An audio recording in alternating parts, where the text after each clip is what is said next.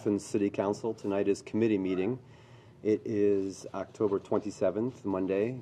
Happy Ayuba Halloween uptown. We do have one announcement before we begin. Friendly reminder to all the out here in the audience and those of you in TV land. Tomorrow evening, the League of Women Voters of Athens County will sponsor a candidate forum with the cooperation of the Athens Public Library. Participants in the forum will be the candidates for Athens County Common Pleas Judge, Herman Carson and George McCarthy. The forum begins at 6:30 p.m. at the Athens Public Library and ends at 8 p.m. The public is most welcome to attend. Thank you. We will be entering into committee meetings here. I believe first with City Service Safety Committee, and the following will be Finance and Personnel, then Transportation and Planning and Development. Thank you. Thank you, Mr. President. Tonight, the only thing that we currently have on our agenda is to what we'd like to bring forward is a tobacco-free park ordinance. Actually, it's a tobacco-free recreation area ordinance. As was kind of described, I think last week or the week before with the presentation, there are currently in the state of Ohio 3 cities that have tobacco-free or smoke-free city park ordinances or rulings in their city parks. Athens County has had a smoke-free park ordinance or resolution that was enacted back in 2010. So for the county, this is nothing new, but this only covers the 3 county parks or recreational areas. So therefore, after kind of exploring a little bit further as to what can be done within the city, we've crafted an ordinance that'll be for all the recreation areas, that'll encompass all the recreation areas within the city limits, which would be places like Sells Park, West State Street Park, the community center. It'll include any parking lot within those facilities as well. So it would be looking at parking areas, restrooms, spectator and concession areas, outdoor facilities to include playgrounds, athletic fields, aquatic areas, parks, pavilions, shelters, walking and hiking trails and paths. And the definition that's being used in this, which will fall under Ordinance 9.15.02, which shall read any use of any form of tobacco means all tobacco, including inhaling, exhaling, burning, carrying of any lighted cigars, cigarettes, pipes, or other lit smoking devices, or paper for burning of tobacco, or any other plant, chewing tobacco, snuff, or other matters or substances that contain tobacco products. Will also be, along with this ordinance, it'll speak to posting of signs that'll be clearly visible throughout the city parks and recreational facilities. And then finally, there'll also be a change to ordinance or chapter 13, which is section 13.07.06, which is littering of public ways. And within that, it describes littering and what litter is, and what was missing from that or isn't currently included in there is tobacco products, which can include cigarette butts, cigar butts, filters, things of that nature being thrown into the public right of way, sidewalks, streets, gutters, so on and so forth. So that's the other element. So it's really going to be revising Title 9 as well as Title 13. Happy. So, on a practical level, I'm not a smoker, but I'm thinking you're at the West State ball fields for a sandlot league event that goes all day. And if you're a smoker, you usually can't go all day without a cigarette. Most smokers can't.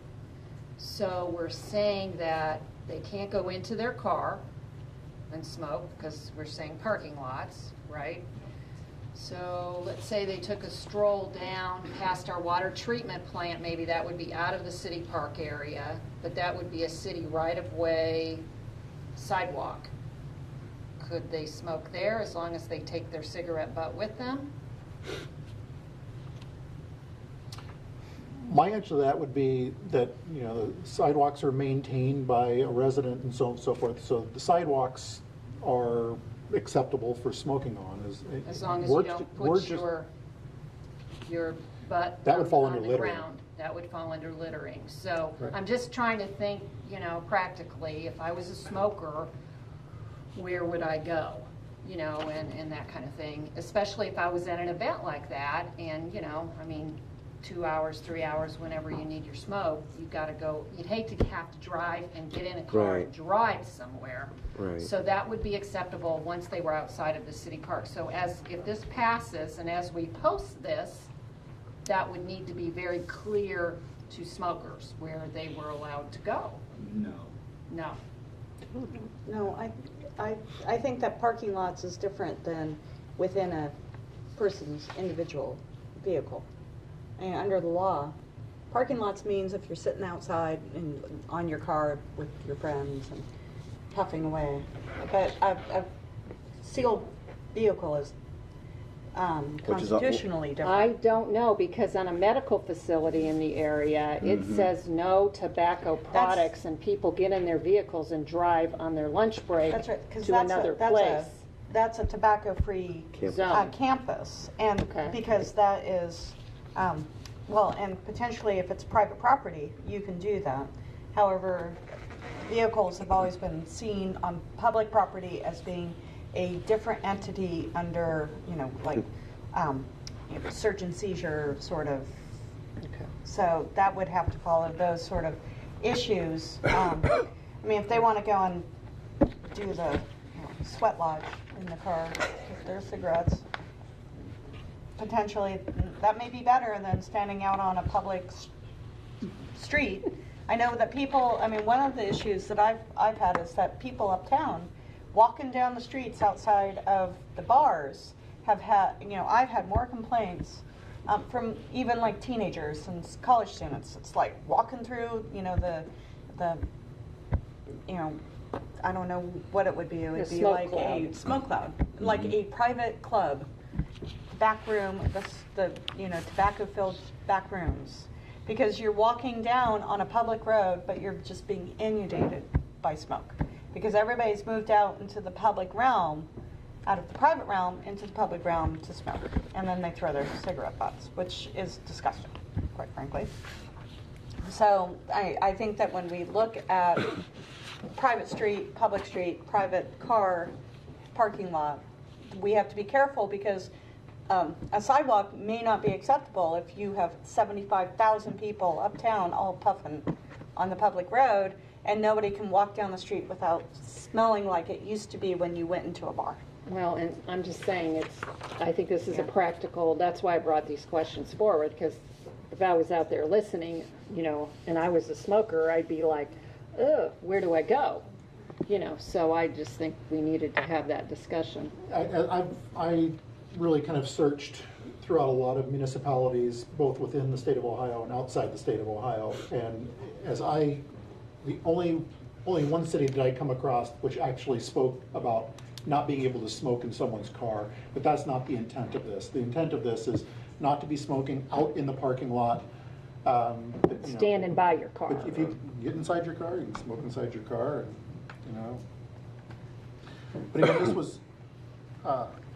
this was an attempt, and I think this is a step in the correct direction in terms of improving quality of life for, you know, not only adults, but for our children when we go to the city parks and are playing on the parks. And so the other thing, Member Reisner, is that the intent again would be to have the entrance into the parks well marked, that this is welcome to our smoke-free park, or tobacco-free park rather. But if someone took a step 1 inch off of the city park area, then they can smoke, and that's fine. You know? But this is just speaking to city properties. Right. And I think it's important to keep in mind that the context of this proposed ordinance is just to make our parks more healthful places for families and for citizens to be and to enjoy healthy activities together rather than having to endure secondhand smoke. You know, we know that smoking kills more people than car accidents, more than murders and homicides, suicides, all combined. So it's proven that smoking is dangerous, and so we would like to not see it in our parks. We would like to not have to breathe the secondhand smoke and have our children seeing that activity associated with an otherwise very healthy activity of playing at the playground or engaging in soccer or softball or whatever the activity may be.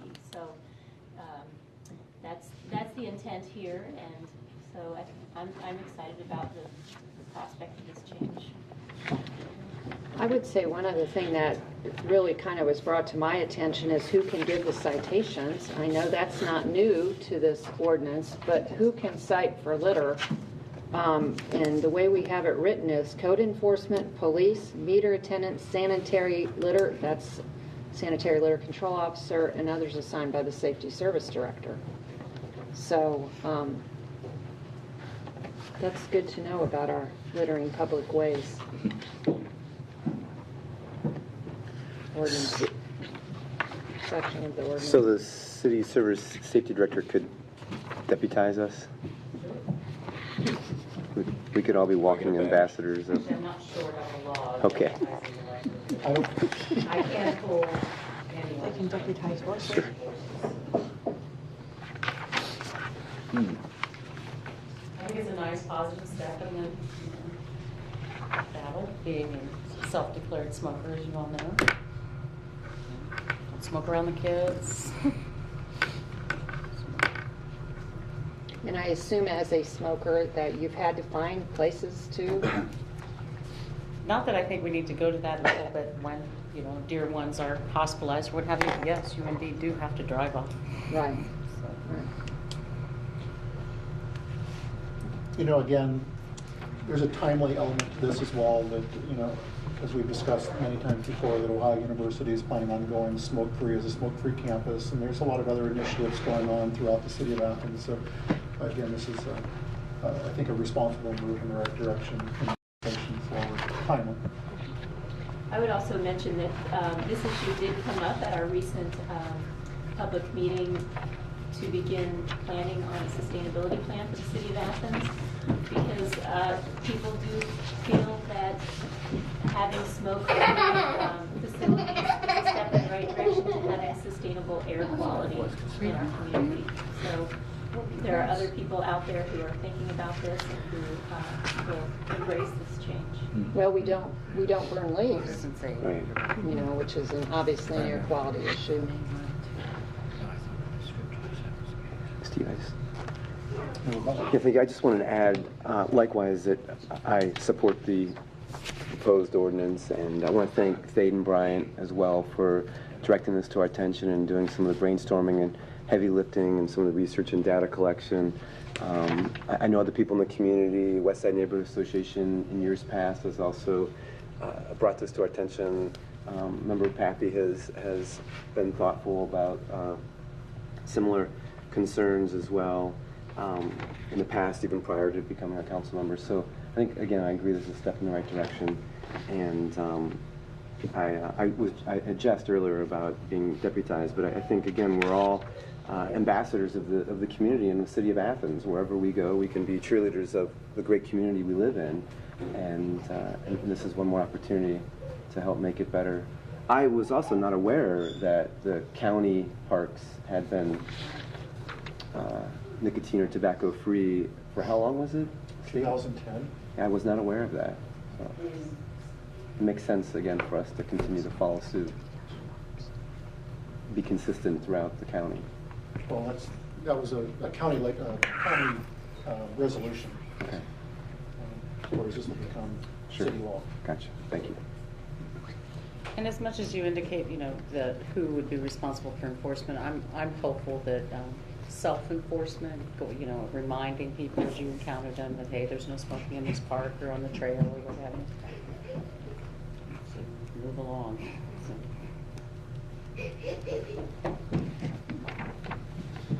Thank you. Any other miscellaneous? Finance and Personnel Committee, thank you. Thank you. We have several items tonight. The first one being the community center levy, and this is an update.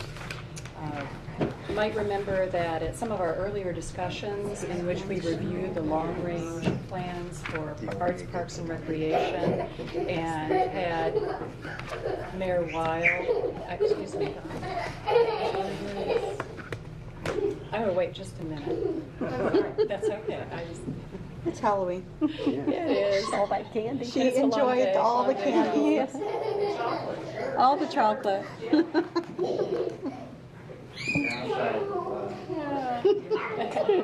We can really tell how successful the AU Bobtown Halloween was. That's a witness for us. And thanks again to them for sponsoring that tonight.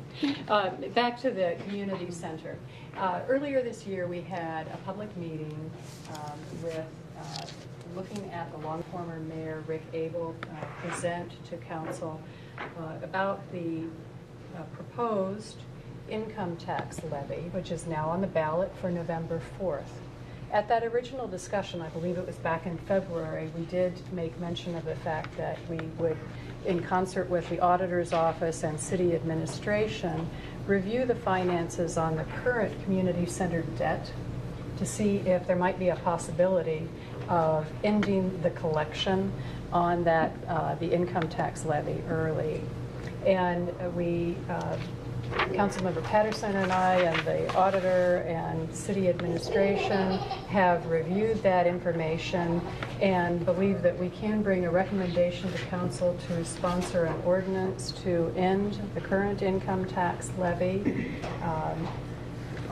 early so that there will not be a one-year overlap. Now that would be, and our recommendation would be contingent on the passage, the successful passage of the proposed levy that's on the ballot for November 4th. So right now, the old levy would go, or the new, it's probably easiest to think of the new levy. The new levy begins January 1, 2016, but we would continue collections on the old levy through December 31st, 2016. And so what we would recommend is if we have the new levy successfully coming in, the income tax, that we would be able to end the old one early so there wouldn't be that year's overlap. Yes, Auditor Hecht. Member Nice, I didn't get a chance to call you back today, but I did call our bond counsel, Dennis Schwally, and asked him about this again. And he said that we could pass a resolution, a one-reading resolution of our intentions. However, if the levy passes, it should be formalized in an ordinance because the tax ordinance, because our tax, assessment is in an ordinance. So you can do the quick resolution Sure. and then formalize later in an ordinance. So the resolution would have a strong suggestion to it, but not the binding force of an ordinance. And the suggestion then conveys to the public, our intent to not have a year of overlap then. So thank you for that clarification from the bond counsel. Yes, Mayor I Weil. believe the auditor mentioned at our meeting the fact that it has to cover the possible delinquency of collection of taxes too, right? So it has to be worded such that, even though we'll stop it early, 1 year early, anybody who's actually owes taxes for the last year, would not be in the free and clear. So those two conditions, Yes. the delinquent taxes and the successful passage of the income tax levy on the ballot. Mm-hmm. Okay. Yeah. We want to be able to collect the taxes after the end of the year that people still owe. If we just say we're going to stop collecting, then there will be people who owe us and we will miss out on, for the previous year. We just won't collect it beginning January of 16, moving forward. Any other comments or questions from other council members about this? Does this seem reasonable? Councilmember Patterson? So again, this would be a one reading resolution with the essentially two conditions associated with it as whereas as we're going through. And then after whatever happens with the levy, then we would go forward with an ordinance to codify that. Thank you. For miscellaneous items, we have briefly 3 items. One of them has to do, the most important probably, which has to do with the fire station repairs, which we are in the midst of now. And the personnel on that project, Weber Construction, has notified the city's service safety director that they've discovered additional structural repair work that needs to be completed. And the cost looks to be around $25,000 is the latest estimate. So what this would mean is that we would need to amend Ordinance 65-14, authorizing an additional $25,000. And I think the request is also to consider this under suspension of an emergency clause so that they can complete the work because they're in process right now. Yes. Can you remind us just how much the first amendment? 63,000. 63. 3,000. So now there's 25, but this is, I believe, part of this is for the ramp repairs. I mean, we Ramp have- and the abutting walls, they found that they're in worse shape than they thought. And from what I understand is that they're actually crumbling. They're trying to do a fix of, it's actually going to be more materials than actually labor involved in that and reestablishing it. At least that's the conversation we had last This is the week. station where the ladder truck goes in and out of, so it's a large vehicle, lots of weight to it. And it's on a hill. Yeah, it's on a hill. It's a chronic problem here. Councilmember Reisner, did you have Well, a that question? kind of answered my question, what, exactly what the 25,000 was going to be Okay. used for. I didn't realize that, I knew it was crumbling, but not that crumbly. Yeah, once they started getting into it, they realized it was a lot worse condition than they thought. So, I think they're trying not to actually disassemble it entirely, but actually I think they were talking about putting an extra wall and a cap on top. So, at least that's the conversation I had. That's correct. Yeah. Okay. Any idea how long these repairs will be good for? They're underway now. That is why I need that. I mean, 10 years from now, I don't know if I'll be here, but in 10 years, will it happen again, or? I mean, That's always a good question because, again, what is this? I don't know how many years this is, 30, 40 years right now. It was built on pillars, and therefore it's always been this is the same thing you see at the university with their south green and west green. Having built it on pillars, there's a certain instability and weathering that occurs because you have both access from weather from both top and bottom. That's a good question, how long we'd have to do that. I imagine we'll still be adding more. We've had to do a roof at least twice, I think, at this point. I'm just had kind to of shore it thinking up. more good money after bad, Well, maybe. okay, let's have that discussion of building a new fire station. I understand. I Okay. kind of have a feeling it might be going that way. Someday we might have to. Yeah. And then you have to start But saying, it just okay, might be sooner than we thought. well, we'll start saving our pennies. How's That's that right. sound? Because essentially what's going to happen is that we'd have to find a good site, a better site, or Understand. not that this one's inadequate, but the city has grown since its first footprint. Right. We do have the property to the north of it a little bit. We could actually say, let's move it over and still keep it on Columbus Road and build a whole new fancy one. Exactly. Everything else is limited to where we can, site it. And then you're still talking about a chunk of money.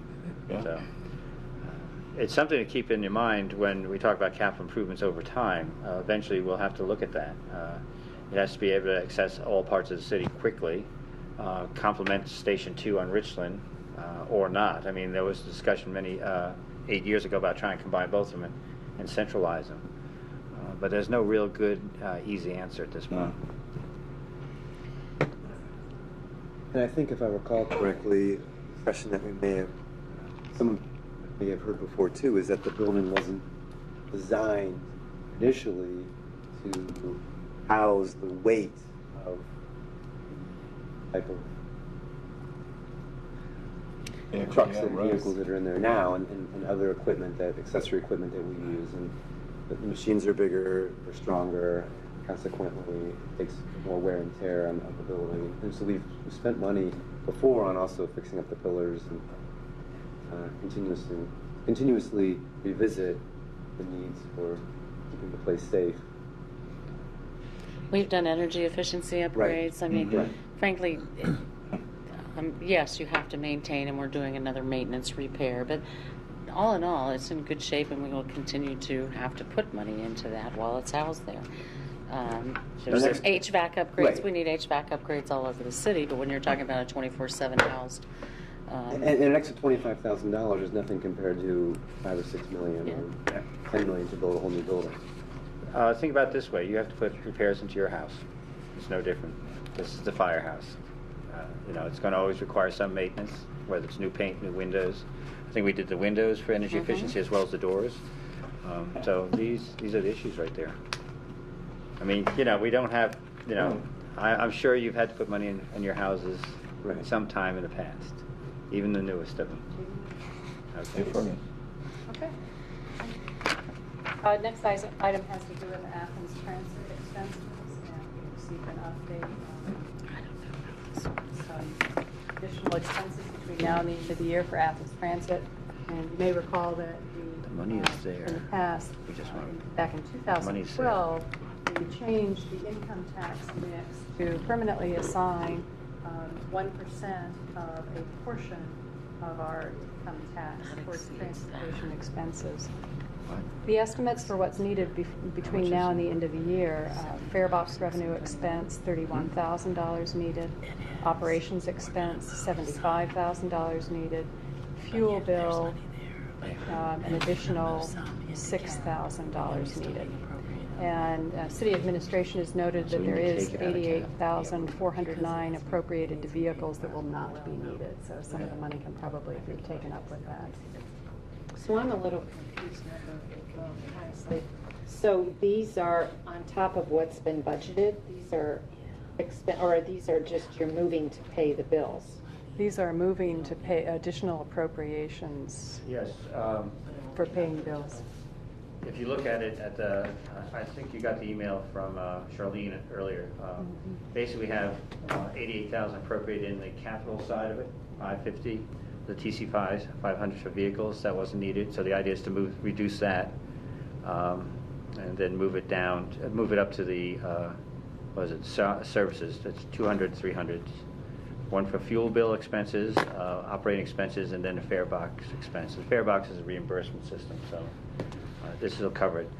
We added, we're talking about, 75 for operating expense, 6,000, and we have this in the certified resources, but the idea is to clean it up is just to move the stuff out of the TC 500s and upward and appropriate in the proper Into the funds. proper accounts where it Yeah. will be used between now and the end of But the there will year. also be an additional appropriation, but there is unappropriated money available. Yeah, some of the TC 500s have been encumbered. But, yeah, that 88,000 won't cover. She's asking for over 100,000. Mm-hmm. Is Yeah. this? And Yes, I go think ahead, Councilmember Paul. I think, is this additional to what was budgeted for the year? Is this unanticipated, or is it just moving around money? I think that's the confusion. I think it's, when you say anticipated, I don't think it's, was anticipated, but I think it's conditional about the increase of use of the bus system. I mean, essentially what we have to do is we do a payback for the revenue for the fare box. We've upped if you look at the numbers in terms of ridership, it's going up quite a bit. We've added another route, of course, but it's not like we don't have the money, because again, we've had the resources. We've calved off 1%, of course, for transportation, but all in all, and of course, we're not spending as much money in the cap as this year as we anticipated as well. So we're moving money around, but also we're putting it in. And again, it has to do with more like the ridership and the increase of hours that are occurring. So it is I'm sorry. Go ahead, Councilmember Hubbard. So sitting on the Transportation Advisory, all those parties are there. I did not receive this from Charlene, so I didn't know about this kind of Okay. thing. But I guess I wish I would have known ahead of time that there was going to be some discussion of this, because it does seem to overlap in our meetings when we discuss what's happening with all the transportation services. And does this include Go Bus, or are you just talking about the city I believe it's all buses? just Athens Transit. Part of the thing there is that we're looking at the end of year appropriations and money, make sure we're good for the end of the year. And this is just one of the packages we were looking at. I guess we thought of more finance personnel because it's just moving money from point A to point B. And again, we're just trying to make sure we don't have to come back and rush it through in December. That's fine. But I hear your comment that it is transportation Well, we talk related, about transit this stuff related, and making that a kind of connection. thing, so it's just, yeah. And I've requested from Michael Lockman to get the budget together for next year. He's given me some information, but there's still more to be had. So I haven't incorporated that into next year's budget yet. But that, we're still waiting. I don't think we've heard from the JARC grant at this point either. So there are, if that goes through, we'll have to also put some 20,000 in for our local match for that. And that, that's why everything's not gelled out on this. But this is just to cover everything, all the possibilities for the next, for the rest of the year. And probably the first payment cycle in January. We also received stimulus money for the Go Bus and all of that. And when will that be running out? Will that be running out? The Go Bus, as far as I know, they did a new RFP on that, and they were selecting a new carrier at that point. I don't know where that is right now. Most of the stimulus fund was indeed for startup and then capital improvement. There are some other avenues out there. They're looking towards replacing these buses as they go. So they're becoming rather self-sufficient in that manner. So which is what we wanted. We them can to do. get you an update on that as well. Right. So. And if I sense some of your questions, it may be, yes, we're approaching end of the year and balancing everything out, but we're, I think, probably looking to long term. Is the the 1% on the 85% of the income tax sufficient to meet the expenses? And we'll be looking at budget soon. That's a good question. I mean, you have to start grading, when is success too successful? I know HAPCAT has a lot of ambition of expanding the system. And of course, there's always that match that we have to put forward to it. We're always paying a percentage. Where they can offset that with some of their innovative services, I don't know. Farebox being the least of it, really, tell you the truth. I know they've had one already. I think they were scheduling 3 different free rides on Saturdays to the shopping area, East State Street, from the other areas, just to relieve congestion on East State Street, believe it or not. But again, their success is that they look at comparable cities and they see the ridership's up to 1 million, and that they'd like to go there. And it's like, I don't know if we can. I don't know if we have the resources for that. But there has been a great uptick in terms of ridership at this point. So we're trying to make sure that we don't hinder them. I know they're actually looking for a footprint for their offices that are here as well. And I know the discussion of trying to base our buses here would be an increase in efficiency, because then we have them here and we could actually probably change the scheduling for the Go Bus side. That's why I was speaking to the Go Bus. You probably know all this already, Michelle. I know some. You've been to more of those meetings than I have at this point. Right. So they, as you know, they are very ambitious and they'd like to see this take off. Okay. The last item concerns a letter that we've received from the American Federation of Government Employees, and this has to do with Social Security regional offices. And if I'm understanding the letter and the request, what's happened is that there is currently a proposed federal legislation, Senate Bill 2742, that's been introduced on September 31st. And it's to make part of what it would do would make the process of closing Social Security field offices more transparent. So they're requesting different municipalities to write to their Congress, to their senators, urging them to support passage of this bill. So I'm bringing it forward just to kind of refresh all of our memories that we got a copy of it, and if we'd be so inclined, we could consider, they have a sample resolution that they've shared with us, and we could consider it. Part of the thrust of this, of course, is that the talk about consolidation of services with Social Security offices, and part of the take on it is, of course, everybody can get online electronically, and we know the fact that not everybody can do that. And the idea of having a remote service for many of these things is not really feasible. So, again, the thrust in one sense is that you've got probably offices and services that would be diminished. Probably have also jobs on the line, local jobs on the line. I gave you this a little bit late because it fell in a pile that is like things to do, and I wasn't sure whether it's my responsibility, but since they had a call for resolution, I would over to you as council to make that choice. I would be very concerned because many of the people I know that are on Social Security disability or access that office, in terms of many of them don't have computers. They use their cell phone as their, wireless device, and I can't imagine filling out a form or doing anything on a cell phone like that because and we also have spotty computer cell service in our area here. Mm-hmm.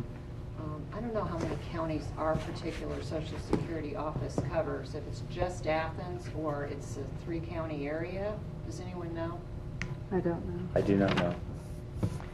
It's a busy place. But it's a busy place. It's a very busy Always place. busy. On the And bus. I would follow up on what Michelle was saying, because internet access is so spotty in our, and unreliable. it's expensive.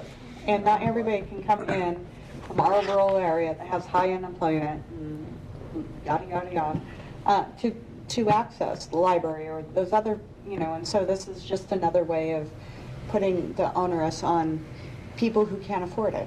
So I think that is, identifying, once again, rural areas probably they would like to cut, rural areas especially, because it seems that these areas are always the last in line for the crumbs. So I would be very Well, concerned. that recently happened here at the statewide level when we had that office closed locally and employees lost their jobs and they had to go to Columbus. They were given an opportunity to go to Columbus, but, not everybody can afford to move or drive or whatever. So I'm sensing support for moving this resolution forward, then we can look at the language of that. Thank you. And I believe that those are yes, Auditor Heck. Well, I just need to ask, what have we decided about the workers' comp ordinance? We can't just dump all that money into the general fund. No, and So if we want to keep it aside, we need an ordinance saying that we're going to keep it for what purpose? And we did bring that up a few weeks ago, I believe, at Right. committee meeting, and so we have a draft ordinance that we're Yeah. looking at. Last I and- heard, I think somebody. Oh, there was a question saying, about do we whether even it- need it, no, but we but- do. Yeah. Otherwise, it has to be split among all the funds. Right, the so what we departments. learned is, your recommendation is to move forward with that ordinance that specifies the cost centers so the revenue doesn't get lost. And that's fine, yes, we're moving Right, forward with thank that, you. sorry for that. And this is anticipation of having to pay, the shift in the payments into the front end of the year versus the back end of the year. So Right. we've got a rebate, but the fact is we're going to have to gather it up sooner than later rather because of the billing cycle. They've changed the billing cycle with workers' comp. So we're trying to anticipate that. So rather than disperse it and then have to draw it back in, we're just going to put it aside. And And I that's think- what her concern is, that it stays out, Yeah. out of the street. And I think we're all in agreement, whatever makes it easiest for you to move, it's going to be Well, it's going to be an difficult enough added burden moving, to yeah, the to many inspect it. funds to have those, that switch over from, payments in the next year to, before the year even comes. We'll have 3 bills within 1 year. So, yeah. So It'd you be need to hard. check the wording, it sounds like, before they Yeah, run with it. Okay. yeah. We had one draft that we've already looked at, but Okay. we'll review it, we'll absolutely do a double check again before. Okay. Thanks, Before because next we did Monday night. receive that check, so if we're not going to Oh. split it up Oh, among no, the no, funds. we have the ordinance that we're reviewing, okay. Okay, thank you. Good. And I think that's it for finance and personnel.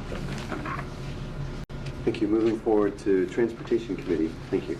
Hi there. I have one thing on the agenda and a couple other things, but mostly everything is good news. So the first thing for good news is the Columbus Road Bike Spur grant was funded. Nice. So our portion, and Safety Service Director can help me a little bit here on the actual totals, but to help complete, if people recall, many years ago, we received the federal grant, and we've been waiting to Yeah. get other monies for our match of that grant to begin that construction. And so that's really exciting that we were awarded this.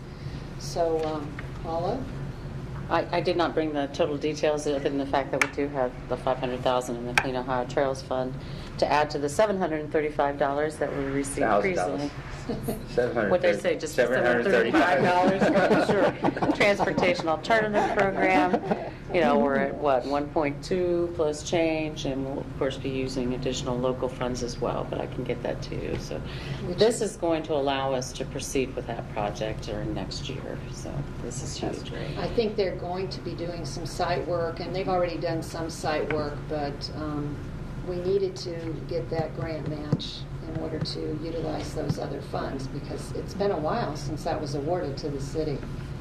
So just for reminders to the folks out there in the world, TV world, it's a bike spur that will connect near AceNet and run across the river with a bridge, and then connect up onto the Hockhocking-Adena bikeway near where the railroad crossing is, if you are a well-traveled person in that area.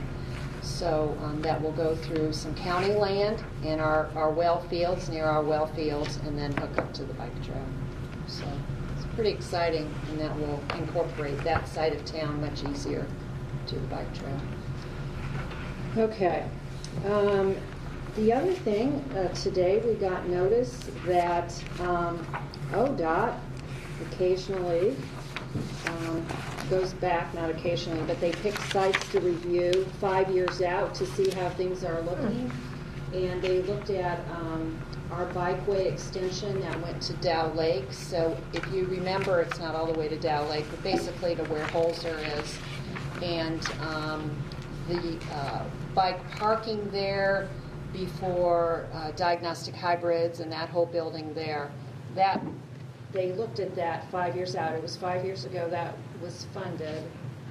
Well, it's longer than that it was funded, but it's been completed for 5 years. And they review all kinds of things, including litter and the condition of the roadway and everything. And we got a high five on that. They gave us very good ratings and said it was great. So that's just another little piece of nice news that we're keeping up on that. The other thing I wanted to mention was that this coming Thursday, going back to the transportation issue, our advisory group that meets is going to meet at the community center from 1 to 2, and then there is a regional transportation stakeholders meeting that is occurring at the community center. And it's open to the public. They would like anybody to attend. And again, it's about regional transportation issues. So it's a stakeholders meeting, and they'd like everybody to attend. And that's 2 to 4 this coming Thursday. So we'll have our local meeting from 1 to 2, and then we'll move into the regional meeting from 2 to 4. That's all I have. And the regional meeting's open to the public. Open to the public, it's, yes, and it's one of 5 regional stakeholder meetings to help shape a long-term strategy for the needs of Ohio's riders today and in the future. So, you know, that goes to everything. That goes to biking access, that goes to highways, that goes to public transportation, that goes to all of those. And I know Member Cochran has been attending a regional meeting for transportation. So I think it's opening it up to the public for everyone to come and speak about their feelings about that and thoughts. That's this Thursday, This Thursday, the 30th. 2 to 4. Thank you.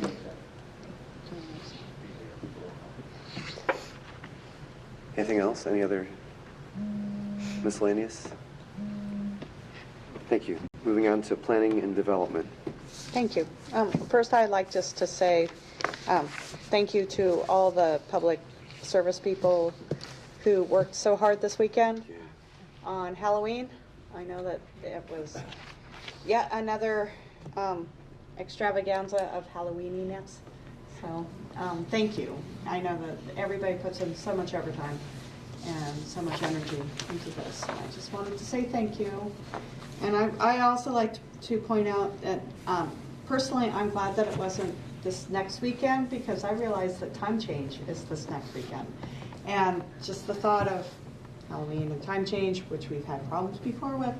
So I think that it worked out great, except for Great weather. some things that some bonehead people did that was not smart and not even like approaching smart. Everybody else behaved. It was great. Speaking of time change, check the batteries on your smoke alarm. That's right. So I just have one thing on planning and development is we were informed that several liquor permits have been put in for Athens City, and that once again has prompted members of the community and members of council to talk about the never-ending permit application and granting process that seems to happen within Athens. And, last time we talked about it, there was much concern. This time, there's concern, so I'd like to open up for general discussion from council and whether we want to maybe ask for a hearing from the city, or from the state about this. So I know that Michelle and Chris have been doing some background research, so I open it up. Michelle? Okay, so specifically there are 2 permits for the uptown business area that are being looked at, and then there is another permit farther down Union Street, more of that Depot Street section. And we provided a few informative things off the Department of Commerce site, as well as the most recent permits for Athens City for council to look at. And there's been some question back and forth on whether or not we have met quotas, and apparently under D1 and D2 we are D1 2 over, and then there are explanations also provided to you of what the different ones stand for. D2 we are 4 over. And these are, the D1 is for beer only, and the D2 is for wine and mixed beverage to 1 a.m., sorry. And that also includes a carry out. Okay, so the permits that are being requested are D5. And that is the largest, most expansive in terms of when you ask for a liquor permit. That's everything, and that's to 2:30 in the morning. So the other thing that's been provided is off the Department of Commerce site are the statutory basis to sustain an objection. So there are 4 examples, and we can talk about, I personally have some ideas here on 3 and 4. So there's that for everybody to look at. I did a little bit of quick little survey today. So it's not just Court Street. I can tell you that on Court Street we have 19 establishments that serve, sell, or provide alcohol in a restaurant. That's 19. In the uptown area, which it goes from Union to Carpenter, and then State and Washington, and then Union, I would include that, just over to Congress. There are about, and I could be off this because I don't know if we actually counted the. They do have some food in there. There's about, I would say, 38 to 40 establishments that sell some kind of food or drink, and that would include alcohol. And then I looked at how many restaurants actually serve alcohol, and that's about 50% of that. So we're talking bars, we're talking everything. And Then the other 50% either don't serve, or it's a bar environment, or it's a coffee shop. So in my opinion, when we look at these two, I'm going to just discuss the two that are requested for Court Street. One is Chipotle, and the other is a yet to be determined bar. My suggestion is that if you really just kind of think about what do we have on Court Street that does not have any alcohol. Well, Chipotle is that. You know, we have restaurants like Brennan's, we have a Subway, we have a Wendy's, there's a wings place, there's a couple pizza places, one pizza place, Goodfellas, but that's about it. There aren't many restaurants, and then you go to your coffee shops, then you go to that kind of thing. Then on the other end, which our mayor over the years has granted some Trex license to establishments that were actually sit-down restaurants, which we probably didn't have enough on, and I think that was his idea. You can speak to that later, but the idea was to have, you know, a sit-down restaurant where you can have a drink and have a nice meal. And we didn't have many of those until a few years ago when these licenses were granted, the Trex license. My question is, where is the tipping point? Where is, if you look at the some of the arguments, where is the saturation? And when do we begin to say this is a tipping point in an economic kind of situation, you know, over the sides? So that's kind of just a general comment. That's what I'm just kind of throwing out there. You know, maybe this is something that needs to go on to the Planning Commission. You know, Court Street is highly dense. You know, we talked about the incident that happened the other night, which was a fest or fair or a party on our streets, but that could have gone wildly bad just because we are so dense. I mean, if it was out in the field, you know, a bullet could hit a tree or whatever, but here we are a very dense situation. And we've also had some pretty significant issues that have happened in the last few years. I think that garners some conversation. You know, one of the main reasons that which is a sore subject for a lot of folks, but one reason that the homecoming parade was moved was because of the safety issues on Court Street, generally because of the alcohol-fueled environment and the ability to maintain the parade and the people in the parade's safety. So that would be my comment for now, but I just feel like we need to discuss this. I'd like to point out that the D5 application for a permit allows alcohol sales till 2:30. Right. Many of the establishments that sell food that also have alcohol permits only sell food till 10. And so my question is, by choice, you know, Chipotle, I question why they are trying to ask for a alcohol permit that goes beyond their kind of serving hours to begin with. I question the amount of seating capacity that they have, and what, you know, people say, oh, well, they're going to just sell margaritas or whatever, but they don't have much seating capacity. So is this a way of trying to go around our kind of the quota system to get a carryout, or some of the other issues, and why there's a disconnect between the sale of alcohol past most of the time? You know, these people, many of the arguments say, well, we serve food. We just want to have a nice environment to serve food and drinks at the same time. But then they stop selling food many hours before their alcohol permit says that they can stop selling alcohol. So de facto, they're kind of, if they stay open, they're turning into a bar after they stop serving food. And that's a concern. So I wonder if, you know, they're trying to jiggle away around some of the quotas, but some of the quotas are already over quota.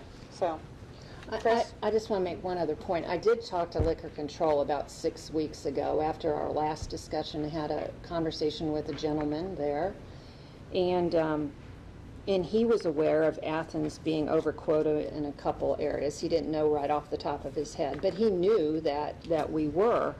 And he just posed the question to me. Of course, I introduced myself and what my position was in the city, and he said, Athens never asks for a hearing.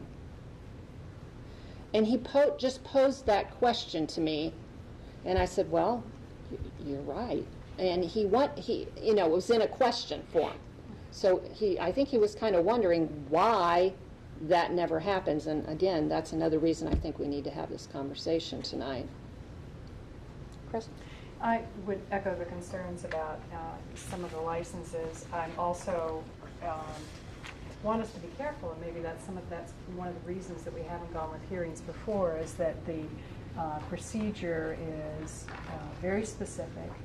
And I know that the city has potentially an expense because we would need to be present at the hearing, legally represented at the hearing. But there are some points, as Councilmember Pappy has said, that items 3 and 4 as examples where they might adversely affect the community, or it might be a saturation point in the neighborhood. So back to Michelle's comment of what is the tipping point. And just from a health and safety component, if I understand some of the data that's been gathered about sexual assaults, the vast majority of those are alcohol related. And not that we have we would need to do research, and I know the number of sexual assaults this year is down in Athens community, but it seems to me that things we can do to help prevent that, or that foster a kind of environment in the uptown area where we're pursuing some of the things we said we wanted to do in the comprehensive plan. So tying this all together, and maybe it is a matter for the planning commission to look at. I would be in support of a request for a hearing. I don't understand why the State Liquor Control Board has let Athens exceed the quotas in several instances, and it leads to the question, what are we perceived as simply being the Wild West down here? From my hometown of Jackson, I know that there are young people who are afraid to come to Ohio University to study for higher education because of their perceptions of Athens as a party town. And I think it's a black eye on our community. And yes, we have reached a saturation point. And when there's a point in the evening when you should not bring your children uptown because of public decency, as is mentioned here, sobriety, good order of the neighborhood, orderly conduct of a public institution, I certainly think, based on these statutory basis to sustain an objection provided by Member Pappy, that we certainly have reason to ask for a hearing. So I would support that.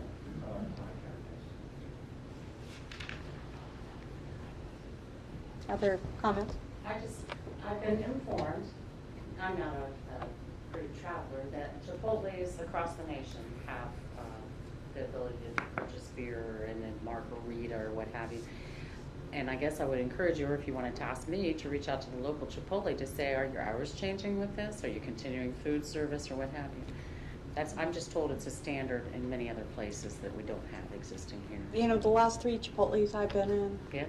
they haven't had it. So They have not? Have not. Okay. Even out in, the Wild West of California, I mean, I question, I think that we had a problem last time we brought this issue up, because it was a local,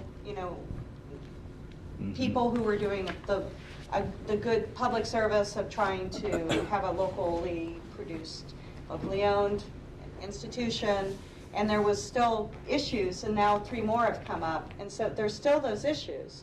And I think the Trex licenses that have been applied to mostly they have been given to restaurants. Correct. That seems logical. I argued at the very beginning that Fluff Bakery should have applied for a Trex, because those instances are different than trying to fit in the gazillion of these little D2, D3, D4A, licensed clubs and all those sort of things, where they are people who, are doing the wherewithal to be able to, do the right thing with serving alcohol and food at the same time and doing economic development. That's what Trex are for. Salam got a Trex. Those make sense. That's the right way of doing it, but it seems that where the application process just seems kind of be rubber stamped by the state. And whether it's because they make money off of it or they don't listen to the local people, we need to, once again, voice our concerns about this, because it just seems to be marching on down the road to having a zillion places uptown. And quite frankly, if I owned a bar uptown, I would be complaining about these too, because it's just more competition. How many bars uptown want more competition? Do they want, 100% saturation where every place is all competing on everything? I mean, I'd like to hear some comments from those folks, please. I wrote down some notes earlier where I was kind of questioning the whole idea of what the quota system means. That the State Department of Commerce and Liquor Control has put a quota system in. It's related to population, but I don't know historically what their criteria and methodology is. And obviously we're over quota in a few sections here, and there's obviously the D5 is hanging out there with 3 available, and those applications we know of, they're here. But what, in their wisdom, what is the criteria and methodology? So I go back to under the statutory issues here, and it doesn't look like there's any criminal issues, or the applicant's unfavorable enforcement. So I look at these other 2 issues. So in their wisdom, when they put in a quota system, I think they were discussing some of what we're talking about right now, which is the adversely interfering with the public's, whatever, whether it's order, whether it's decency, whether it's sobriety, whether it's peace, and then the saturation of a neighborhood. Now, I guess what they're saying is every community has the will, the ability to decide what is enough for its community. And I think that's what this conversation is about. I personally think, as representative of the 3rd Ward, talking to some businesses, talking to, other people who traverse in and out of the downtown, that we need to have this conversation. And I personally think we should have a hearing as well after hearing those kinds of things. We've tried to do things with the mayor's help with the Trex and bringing in some other restaurants, but there's certain times, if I come down for dinner, I'm not staying after a certain time. I want to be home. And, I guess we can do that in any situation when we think, that's free will. But the bottom line is, I feel like as an entity that we, at some point, with the welfare of our community at stake here, we need to question this. Question? Are any of these track? No, Trexing actually falls out of the quota system. Right. You still should be probably getting a permit, an opportunity for a hearing for a Trex. Right. My memory's correct on this, but Well, it that's doesn't. what happened last time, yeah. Yeah, but Right. well, actually, Fluff was not a Trex, but I Trexed Well, them. then Yeah. Yeah, right. They rescinded their request Yes. and then became a Trex. Correct. I would suspect the reason why you're seeing these come forward is that because I have been Trexing, the licenses that were being in safekeeping, I think is the term, perceived to become realized there wasn't an investment value of that, or that, as you say, it might be a saturation purpose. If you look at the license request, of course, you can always ask for one in our county seat, which would be here. We can. There are other options. Yes. I would probably recommend you should at least go through the exercise at least once. Anecdotally, we've been told it never really is denied. The next question I would have to ask is that, does this denial of one example being, okay, you know, the argument saying we're over quoted and we're at saturation. Does that mean this extra one, are we talking about D5 having, let's see, where was it here? Sorry. No, over here. The D5s, which are over quota by, let's see, issue 10, 3 over, I think? No, wait a second. They would be at. 3 over, under. 3 under. Yeah, they Okay. would be at quota with that. What's interesting, of course, is they appear to be rounding up for every 2,000. The next question would be, can you actually reduce any of these? The Trexing, of course, I've done Salams, Zoe's, Overhang. the Overhang, the Athens Uncorked is one I've also added. That was, it's a wine shop in, where the open will be. It's opening, it Oh, hasn't right. opened already. Right. And again, part of the issue there is, of course, is to fill the empty spots. I'm trying to think there's maybe another one out there And too. my main concern personally is Ward 3 is the Court Street area where it seems to me the density and the saturation is here.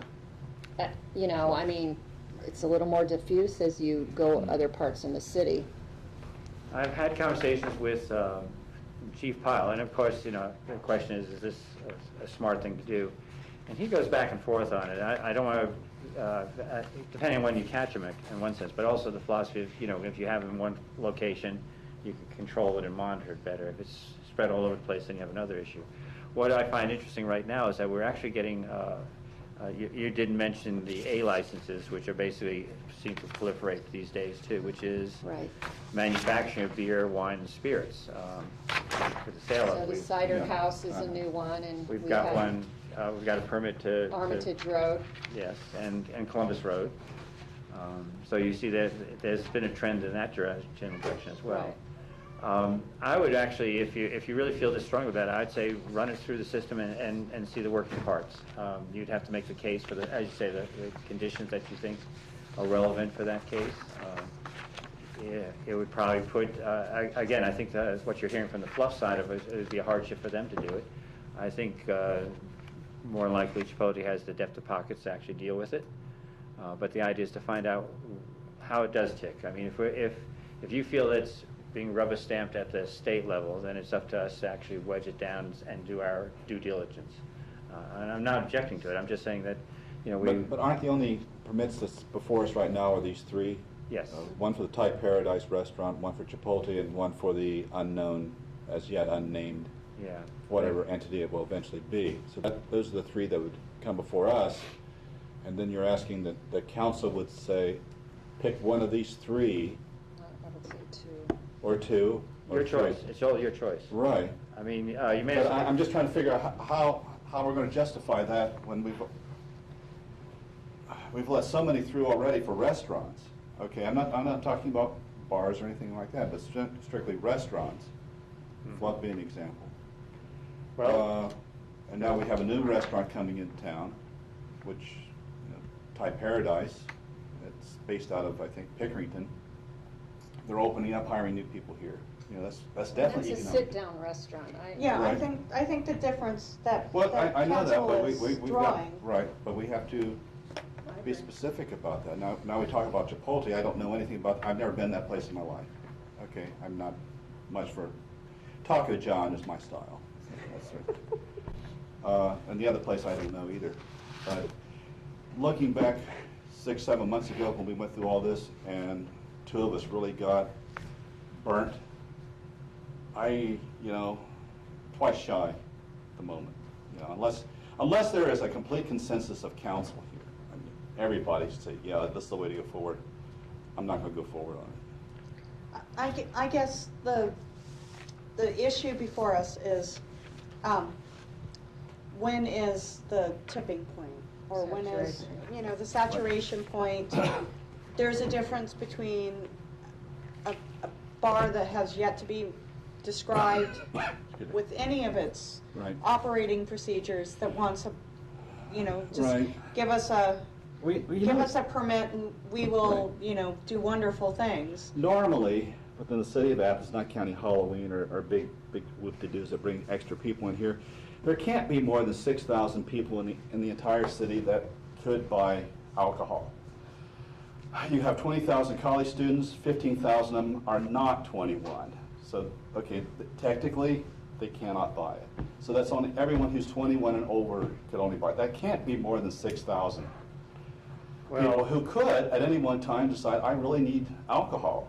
And we have all these establishments here, which diffuses it out, so any economic gain that I see that's being put out there is not really there, because your market's only 6,000 people.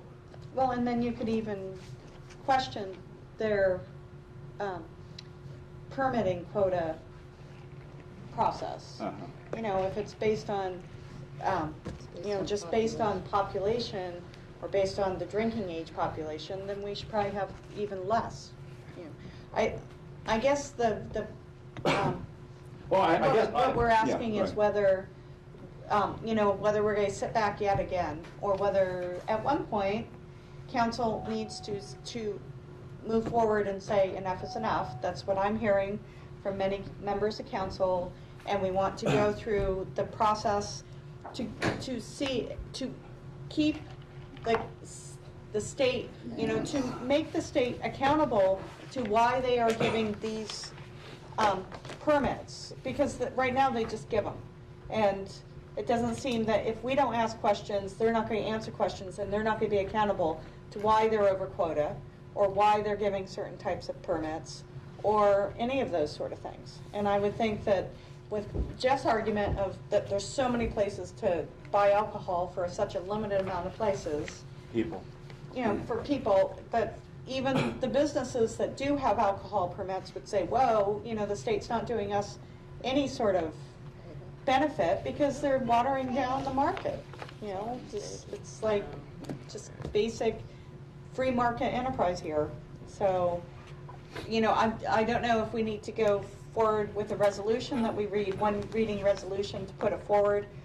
When is the date that we have to, so we could put one reading resolution forward on Monday to take a general consensus of council, whether we want to do this. Thanks. I've been listening patiently and have a number of thoughts and reflection on this as well. And I might come at a little bit of a bias, having worked in the field of drug and alcohol addiction for over 15, 16, 17 years. I do know we have a thriving, recovering community here, and we also have a community that supports and embraces mental health and people that are struggling with mental health issues and illness. And like I said, having worked in the field, I do know that it's nice to be able to establishments and not have to worry about the impact of alcohol. I know that it's nice to be able to take a field trip with clients or patients. It's nice to be able to know that people have a place that they can go and not feel compelled or worry or have the impact or the influence of alcohol present. Some people want that choice and that decision. And my fear or worry or concern about not going through this process, or my fear or worry of allowing more permits, is that we're also not giving a voice to the people in the community who want a safe place to go. We're not allowing them that opportunity to feel okay or to not have that influence or impact. It's tricky. I philosophically, I also feel that we should probably be arguing at the state level for a tax on alcohol to be at the local level. It would be a fighting uphill battle for sure, but we just drop, what, 60,000 every year on Halloween? That's a huge impact financially, economically. It's a fun time. A lot of people partake in the responsibilities in a healthy, good, genuine, sincere way, but there's also people who are making bad choices and bad decisions that night as well. And people are making a lot of money. We're not making money. Right, correct. Right. Correct. Economically, Right. We're not making money. We're paying for services to protect the greater good. Exactly. Right. And the auditor can help update us on the numbers with the impact fee. We used to receive a fair amount of money from the state annually as an impact fee college towns receive that money for reasons like this. And that money, that amount, has been dwindling every year. And I can't remember the current amount now. Is it roughly 20 or 30? Yeah, the 25 26,000. It was 55,000 10 years ago when I started. Right. So factor in inflation and cost of living, and it should be a hell of a lot more than what we're getting right now. So it's a very challenging, difficult dilemma to consider all this. But I do think on a certain level that it's beneficial, as the mayor's suggesting, for us to take the practice of requesting this process of holding a hearing. I feel that there is a voice in our community that is unlikely to come up here to a meeting and or contact us asking this to happen. There's people in the community that Well, in my opinion, a business owner's not necessarily going to do that vocally in front of us. Correct. Because that doesn't look so great for their business or someone else's business. It's not, but privately, have I heard things? Yes. And so, I mean, there's only a few entities that can ask for this. Council, and a church, and a school. And one of the feelings, attitudes that I've received from some of these entities is what they've given up. They've thrown in the towel, so to speak. So in some ways, I think we're it to ask for a hearing. I just, the school, 500 feet, I tried to do the math. I think the middle school's just a little too far. But we do have churches amongst us right here, but I think they go out and clean up the mess and deal with the issues of their property and move on. And they're not willing to step out there and ask for a hearing at this point. I think they've thrown in the towel. That's kind of the impression that I get. It's on one level, it's our responsibility to represent not only the people who vocally tell us things, but also to give voice to people who are concerned about coming forward for whatever reason, economic, payback, those sort of. So I think, we've had this discussion within the past few, 6 months, and yet again it's before us. So I think that we can have a resolution to request a hearing. I think that's the most logical, and we can get a feeling of council. Paul? A couple things. I would say do it because you want to see where the moving parts are and how it's working or not working. You may as well, turn the dial and see what happens. I would request that you do it here, so it's less expensive for us. The other one is to really study and probably find out what arguments are successful or not successful. I know they have findings here, they have the rationale, but how to actually gauge those and do the metrics for them would be another issue. I'm not sure which ones are up for the 30-day period. You might be past, I think, Jerry's Tavern or whatever it is, and the other ones may be coming up soon. So you want to act on that. And again, if it's not working, we find out why it's not working along the way. I will point out that alcohol sales are pretty much a moneymaker for many restaurants as well as bars. Having done a stint in a bar, that's the watchword. That's where the money is, and not the food serving. In terms of numbers, you have to look and say, even though you say 6,000 residents, 6,000 students, you also have visitors, you also have tourism, so that's an aspect as well. To talk about a society that is not influenced by alcohol, you'd have to go to the Mideast, I think. And that has a whole different flavor, of course. So, we have deadlines coming up of Chipotle's is November 14. Thai Paradise is November 24, and you're right, Jerry's Tavern was August 14. Yeah. So that's already gone and passed. Well, here's something. It says, once notified by the division, the local legislative authority and/or public institutions have 30 days to submit their objection and request a hearing. Only the local legislative authority may request an extension beyond 30 days. So, if you wanted to request an extension, there it is. But it also goes on to say that the odious burden of proof is upon the objector. Right, Right. it's on us. And that means you're really going to have more than just someone coming up, calling us on the phone to say, you know, I really don't like the idea of that, and this is my reasons. You're going to have say, I want to see that on paper. I want to see your testimony, and I want to see that you're willing to testify. Otherwise, that's not evidence. I sat through one of them. I think it was a place called the Varsity. It was going to be a sports bar, probably where Fluff's or Peter Place was to put there. I think the applicant actually withdrew it before it ever got to a ruling point. That's the only one I watched in mechanism.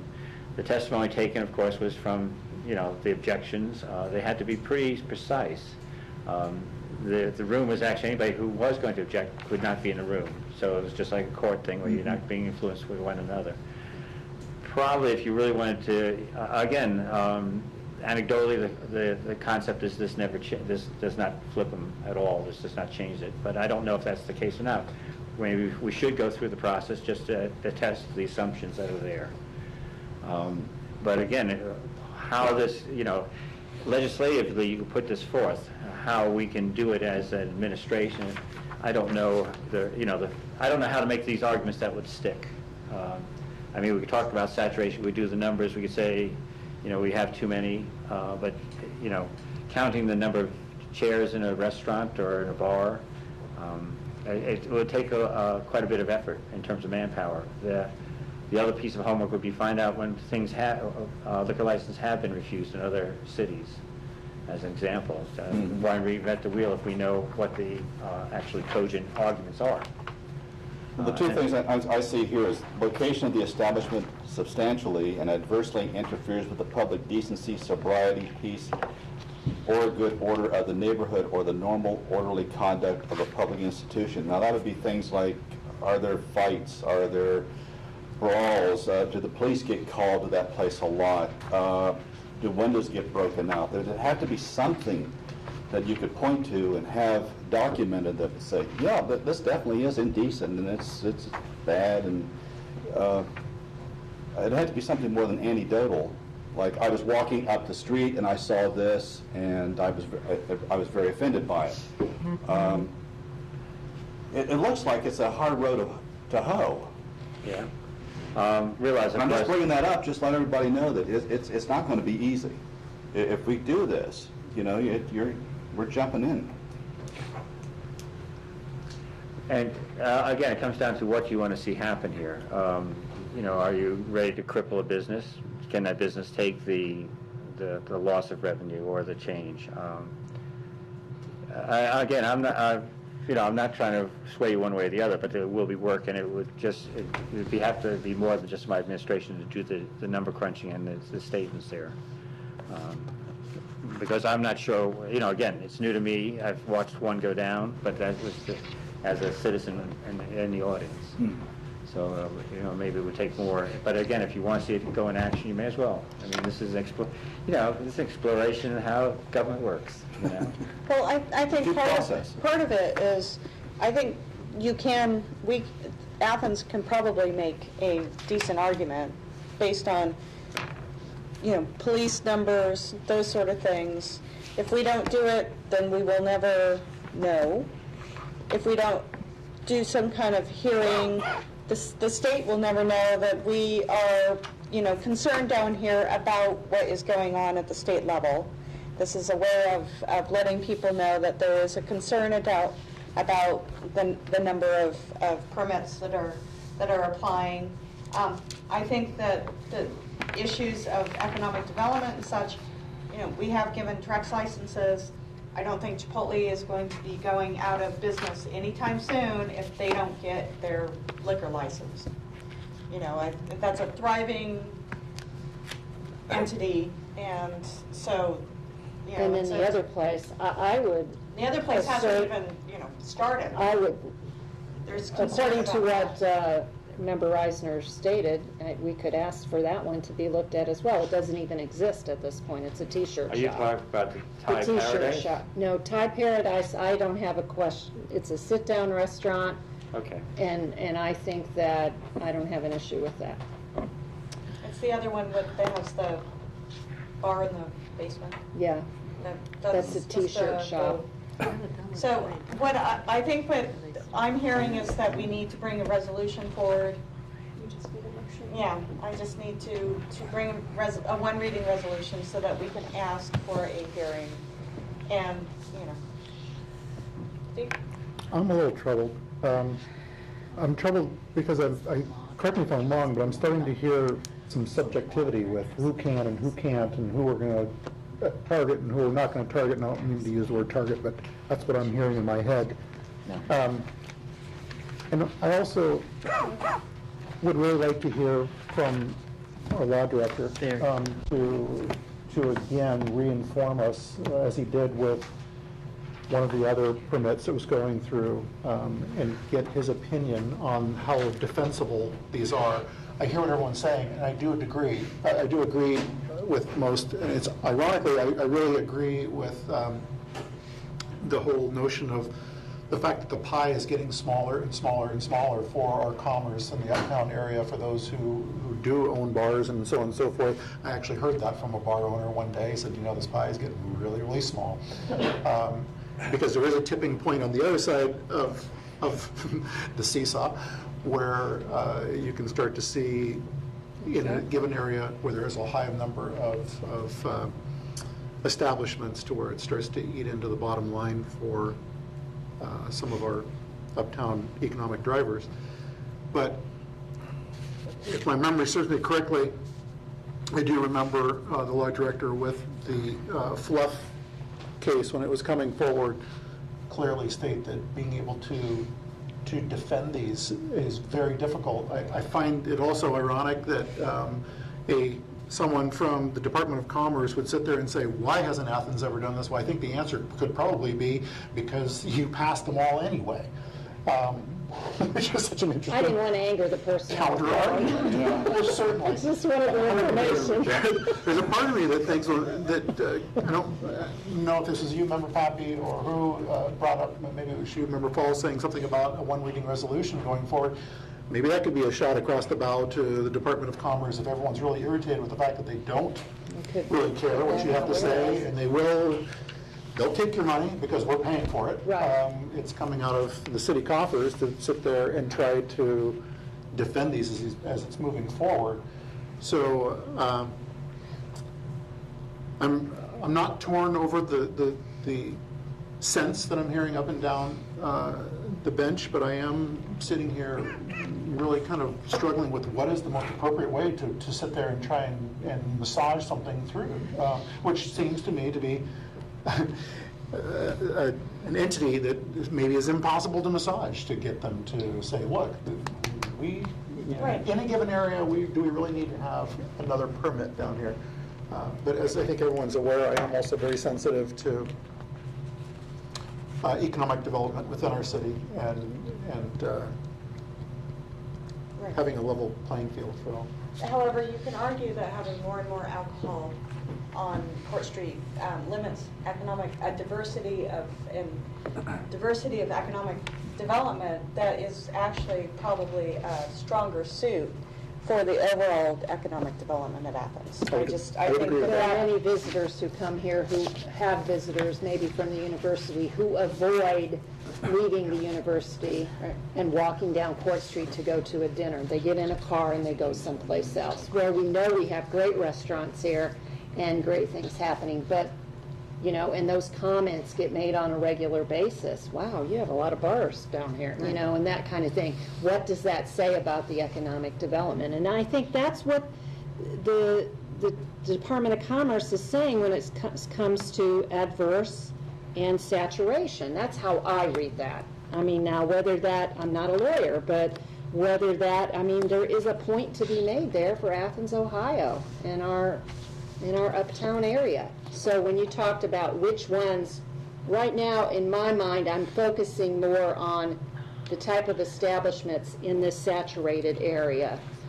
There are 3 other establishments down by Thai Paradise and then 2 across in the Depot Station area that currently are going to be doing alcohol. We have Grinders, we have, can't remember the name of the place next to the Smiling Skull, and all those. And then there would be Thai Paradise, and then there's some on the other side over there. So,